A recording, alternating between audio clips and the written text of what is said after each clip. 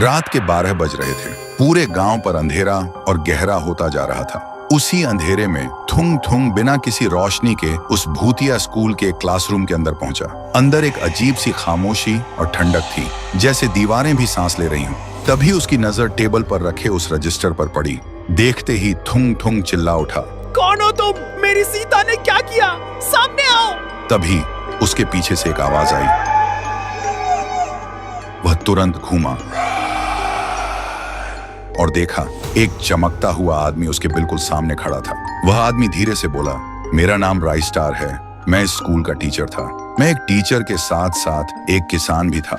मेरे खेत का अनाज आधा मैं घर रखता और आधा बच्चों के लिए स्कूल में लाता। फिर एक दिन मैंने देखा गांव के कुछ ताकतवर लोग बच्चों के लिए रखा अनाज चुरा रहे थे।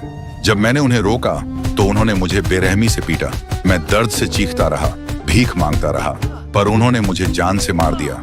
फिर मेरी लाश को स्कूल के बाहर उस पेड़ से लटका दिया था और लोगों से झूठ बोलकर मेरी हत्या को खुदकुशी का नाम दे दिया और इस स्कूल को हमेशा के लिए बंद कर दिया गया। तब से मेरी आत्मा इंसाफ और बदले के लिए भटक रही है।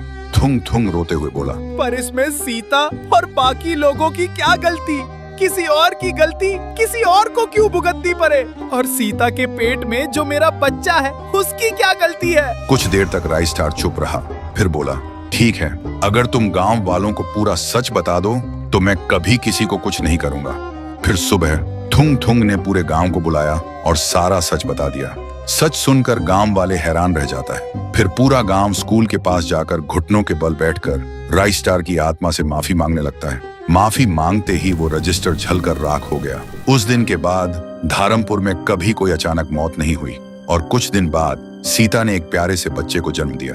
अब थुंग थुंग और सीता सिर्फ जिंदा ही नहीं थे, वे खुश भी थे, क्योंकि अब उनके पास सिर्फ एक बच्चा नहीं बल्कि एक वजह थी जीने की।